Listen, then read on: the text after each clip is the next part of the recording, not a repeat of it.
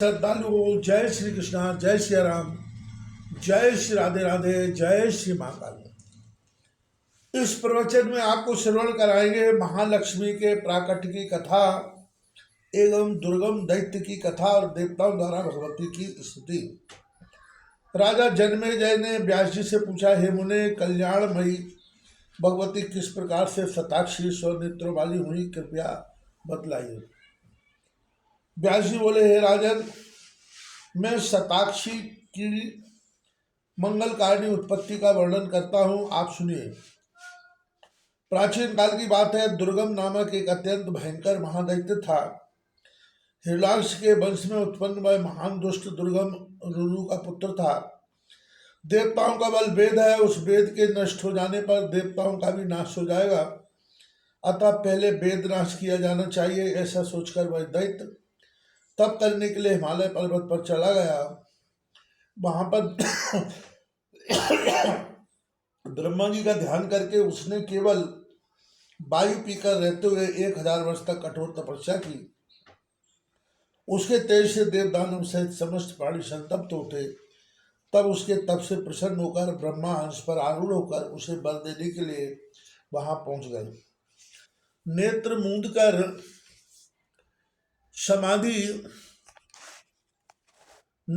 कर समाधि की स्थिति में बैठे हुए उस दैत्य ने ब्रह्मा जी ने स्पष्ट वाणी में कहा कि तुम्हारा कल्याण हो, तुम्हारे मन में जो भी इच्छा हो उसे वर के रूप में मांग लो। मैं तुम्हारी तपस्या से प्रसन्न होकर इस समय उपस्थित हूँ। ब्रह्मा जी के मुख से यह वाणी सुनकर वह दैत्य समाधि से उठ खड़ा हुआ और उसने पूजा करके वर मांगते हुए कहा, हे सुरेश्वर, मुझे सभी वेद देने की कृपा कीजिए। साथ ही महेश्वर, तीनों लोकों में विप्रों और देवताओं के पास जो मंत्र हों वे सब मेरे पास आ जाए और मुझे वह बल दीजिए जिससे मेरे द्वारा देवताओं का पराजय हो जाए। उसकी ये बातें सुनकर ब्रह्मा, चारों वेदों का अधिष्ठाता ऐसा ही हो, यह वचन कहते हुए सत्यलोक चले गए। उसी समय विप्रों को समस्त वेद विस्मृत हो गए। स्नान, ध्यान, नित्य होम, श्राद्ध, यज्ञ और जप आदि का लोप हो गया, जिससे भूमंडल में बड़ा हाहाकार मच गया। विप्र आपस में कहने लगे, यह क्या हो गया? अब वेद के अभाव की स्थिति में हम लोगों को क्या करना चाहिए? इस प्रकार जगत में घोर अनर्थ उत्पन्न होने पर हवि भाग न मिलने के कारण सभी देवता जरा रहित होते हुए भी जराग्रस्त हो गए। तब उस दैत्य ने अमरावती को घेर लिया। देवतागण उस दैत्य के साथ युद्ध करने में असमर्थ हो गए। वे भागकर पर्वत की कंदराओं और सुमेरु पर्वत की गुफाओं में स्थान बनाकर परम शक्ति स्वरूपा पराम्बा का ध्यान करते हुए रहने लगे। हे राजन, अग्नि में हवन आदि न होने के कारण वर्षा का भी अभाव हो गया। वर्षा के अभाव में भूतल शुष्क तथा जल विहीन हो गया। कुएं, तालाब, बावड़ियां और नदियों ये सब सूख गए। ये अनावृष्टि 100 वर्षों तक बनी रही, जिससे बहुत सी प्रजाएं और गाय भैंस आदि पशु मर गए। इस प्रकार घर घर में मनुष्यों के शवों के ढेर लग गए। इस प्रकार के अनर्थ के उपस्थित होने पर वे विप्र कल्याण स्वरूपणी जगदम्बा की आराधना करने के विचार से हिमालय पर्वत पर जाकर समाधि, ध्यान और पूजा के द्वारा भगवती को निरंतर प्रसन्न करने लगे। वे निराहार रहते हुए एकमात्र उन्हीं भगवती में चित्त लगाकर उनके शरणापन्न हो गए और उनकी इस प्रकार स्तुति करने लगे। दया कुरु महेशान पामरेषु जनेषु सर्वापराधो युक्तेषु नेतच्च साध्यम तवाम्बिके कोपम सहर देवेशी सर्वांतर्यामि रूपिणी त्वया यथा प्रेयते अयम करोति सा तथा जना नान्या गतिर जनस्याय किं पश्यसि पुनः पुनः यथेच्छसि तथा कर्तुं समर्था असि महेश्वरी समुद्र महेशानि संकटात् परमोस्थितात् जीवनेन विनास्माकं कथं शास्ति तिरंबिके प्रसीद त्वं महेशान प्रसीद जगदम्बिके अनंत कोट ब्रह्मांड नायके ते नमो नमः नमः कूटस्थ रूपाय चिदुपाय नमो नमः नमो वेदांत वेद्याय भुवनेश्वय नमो नमः नेति मेतीति वाक्यर्या बोधते शकलागमय ताम सर्व कारणाम देवी सर्वभावेन शत्रता। हे महेश्वरी, हम असहाय जनों पर दया कीजिए। हे अंबिके, समस्त अपराधों से युक्त हम लोगों पर कृपा न करना आपके लिए शोभनीय नहीं है। सभी के भीतर निवास करने वाली हे देवेश्वरी, आप अपना कोप दूर कीजिए। आप प्राणी को जैसी प्रेरणा देती हैं वैसी वह करता है। इस मानव की अन्य गति है कि नहीं। हे महेश्वरी, आप बार बार क्या देख रही हैं? आप जैसा चाहें वैसा करने में पूर्ण समर्थ है। हे महेश्वरी, इस उत्पन्न हुए घोर संकट से हमारा उद्धार कीजिए। हे अंबिके, जीवनी शक्ति के अभाव में हमारी स्थिति कैसे रह सकती है। हे महेश्वरी, आप प्रसन्न हो जाइए। हे जगदम्बिके, आप प्रसन्न हो जाइए। अनंत कोटि ब्रह्मांड की अधीश्वरी, आपको बार बार नमस्कार है। कूटस्थ रूपणी देवी को नमस्कार है। चिद रूप देवी को बार बार नमस्कार है। वेदांतों के द्वारा ज्ञात होने वाली को नमस्कार है।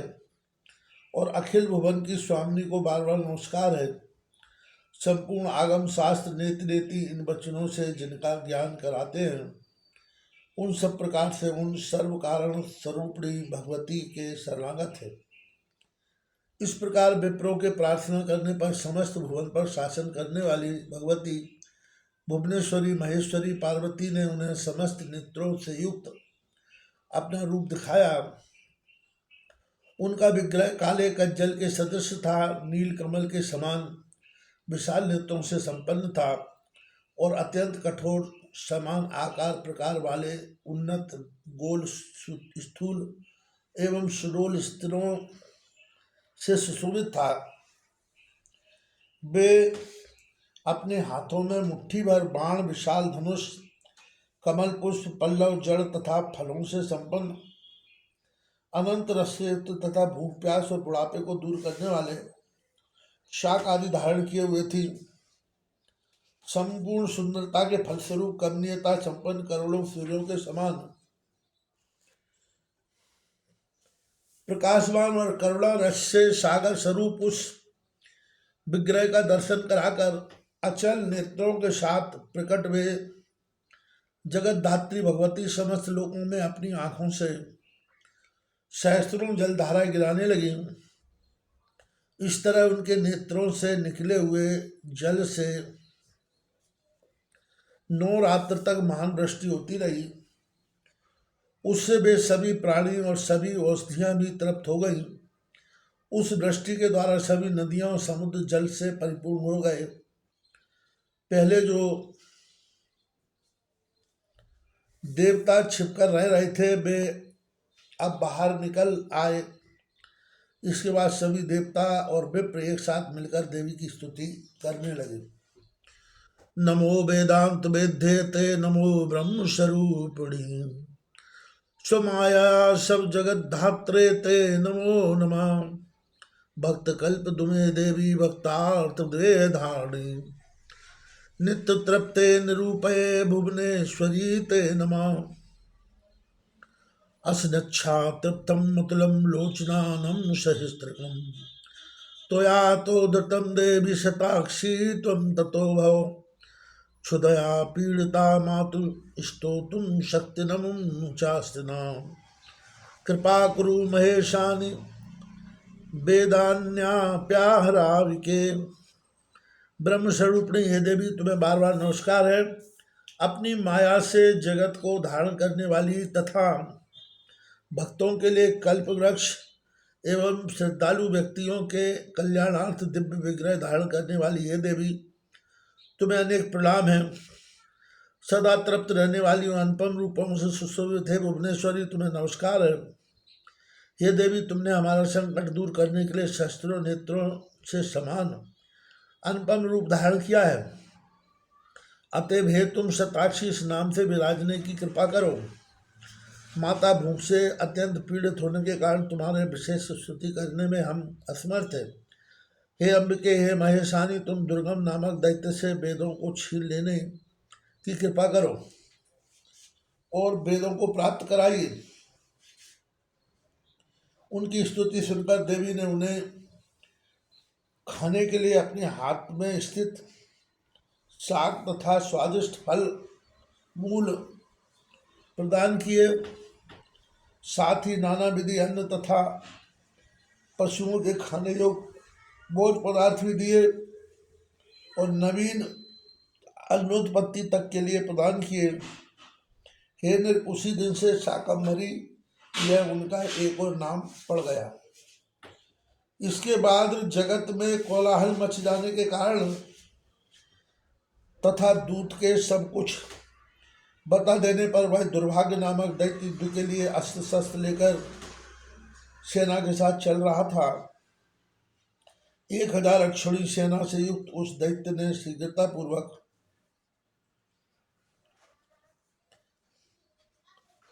बाण छोड़ते हुए पहले देवी के आगे स्थित देवसेना को अवरुद्ध कर दिया और उसी प्रकार उसने सभी विप्रों को भी चारों ओर से रोक दिया। इससे देवताओं की मंडली में चीख पुकार की ध्वनि होने लगी। सभी विप्र तथा देवता रक्षा करो इस प्रकार शब्द बोलने लगे। तत्पश्चात भगवती शिवा ने देवताओं की रक्षा के लिए उनको चारों ओर संयुक्त चक्र मंडल बना दिया और स्वयं उससे बाहर आकर खड़ी हो गई। तदनंतर भगवती और दैत्य दुर्गम इन दोनों के मध्य युद्ध होने लगा। बाणों की वर्षा से अद्भुत सूर्यमंडल आच्छादित हो गया। बाणों के परस्पर घर्षण से तीव्र प्रभाव वाली अग्नि निकलने लगती थी। धनुष की कठोर प्रत्यंचा के टंकार से अपने प्रांत भागतक दिशाएं बहिरी सी हो जाती थी। तत्पश्चात देवी के शरीर से अनेक उग्र शक्तियां प्रकट हुई। उनमें कालिका, वारिणी, बाला, त्रिपुरा, भैरवी, रमा, बगला, मातंगी, त्रिपुर सुंदरी, कामाक्षी, तुलजा देवी, जम्बिनी, मोहिनी, छिन्नमस्ता, गोयकाली तथा 10,000 हाथों वाली देवी। ये 16 पुन 32, इसके साथ 64 और फिर अनंत देवियां हाथों में अस्त्र शस्त्र धारण किए हुए प्रकट हुई। वह युद्ध स्थल मृदंग, शंख, वीणा आदि वाद्यों से गूंज उठा। उन शक्तियों के द्वारा दैत्यों की 100 अक्षौणी सेना का संहार कर दिए जाने पर देव शत्रु व दैत्य सेनाध्यक्ष दुर्गम तुरंत सामने आ खड़ा हुआ और शक्तियों के साथ अद्भुत युद्ध करने लगा। जहाँ घोर युद्ध हो रहा था वहाँ रक्त की धारा बहने लगी। 10 दिनों में उस दैत्य की वे सभी अक्षौणी सेनाएं नष्ट हो गईं। तदनंतर अत्यंत भयंकर 11वां दिन आने पर वह दैत्य लाल रंग की माला एवं वस्त्र धारण किए तथा शरीर में लाल चंदन लगाए महान उत्सव मनाकर युद्ध के लिए रथ पर आरूढ़ होकर बड़े उत्साह के साथ सभी शक्तियों को जीतकर वह दैत्य महादेवी के रथ के सामने अपना रथ ले आया। अब देवी और दुर्गम दैत्य इन दोनों में भीषण युद्ध होने लगा। हृदय को त्रास पहुंचाने वाला वह युद्ध 2 पहर तक होता रहा। इसके बाद भगवती ने 5 भीषण बाण छोड़े, जिनमें 4 बाणों से उसके 4 घोड़ों और 1 बाण से उसके सारथी को मार डाला। पुनः जगदम्बा ने 2 बाणों से उस दैत्य के दोनों नेत्रों को भेद दिया। फिर 2 बाणों से उसकी दोनों भुजाएं एवं 1 बाण से उसकी ध्वजा काट डाली और 5 बाणों से उसके वक्ष स्थल तक का भेदन कर दिया। तदनंतर वह दैत्य रुधिर का वमन करता हुआ भगवती परमेश्वरी के सामने मृत्यु को प्राप्त हो गया। और उसके शरीर से तेज निकलकर देवी के विग्रह में प्रविष्ट हो गया।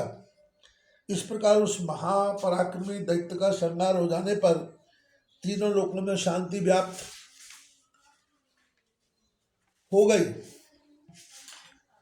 इसके बाद ब्रह्मा आदि सभी देवता भगवान विष्णु और शिव को आगे करके भक्ति पूर्वक गदगद वाणी में जगदम्बा की स्तुति करने लगे।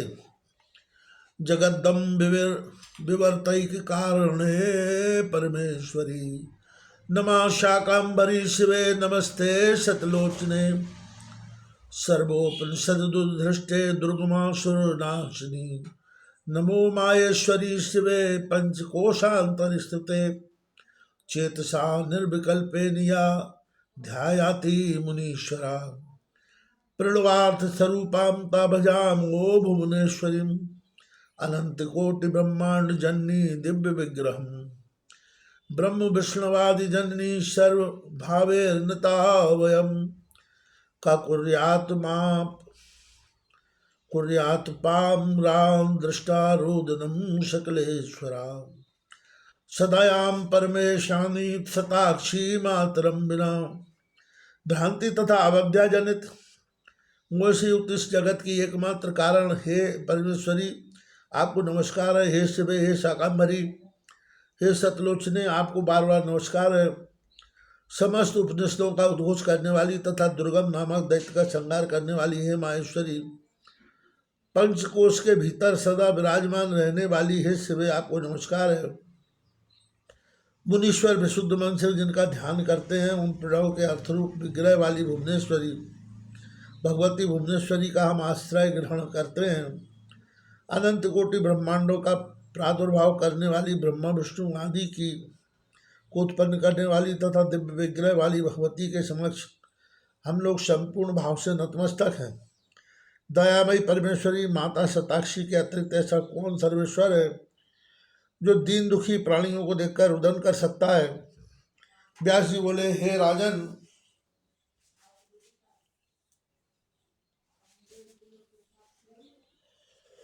हे राजन, ब्रह्मा विष्णु आदि श्रेष्ठ देवताओं के इस प्रकार स्तवन तथा विविध द्रव्यों से पूजन करने पर भगवती उसी क्षण संतुष्ट हो गई। कोयले के समान विधुर स्वर वाली उन भगवती ने दुर्गम दैत्य से वेदों को वापस लाकर विप्रों को सौंप दिया और विशेष रूप से उनसे कहा, जिस वेद राशि के अभाव में यह अनर्थ उत्पन्न हुआ था और उस अनर्थ को आप लोगों ने अभी अभी प्रत्यक्ष देखा भी है, वह वेद राशि मेरा उत्कृष्ट विग्रह है।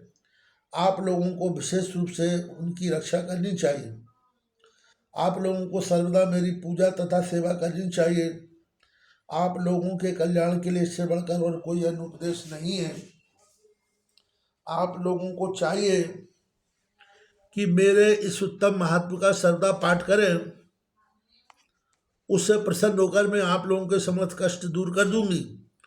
दुर्गम असुर का संहार करने के कारण दुर्गा तथा शताक्षी मेरे इन नामों को जो प्राणी उच्चारण करता है वह माया का भेदन करके मेरे लोक को प्राप्त होता है।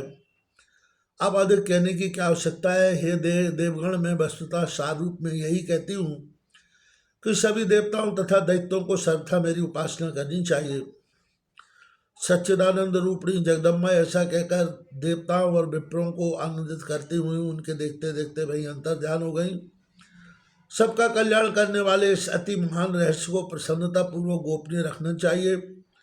जो मनुष्य भक्ति परायण होकर इस अध्याय का नित्य श्रवण करता है वह सभी मनोरथों को प्राप्त कर लेता है और देवी लोक में प्रतिष्ठा प्राप्त करता है। वरुणा चक्ति कर गहे बगहे के अस्वार पलाशयत रक्षा करे दिन में 100 बार।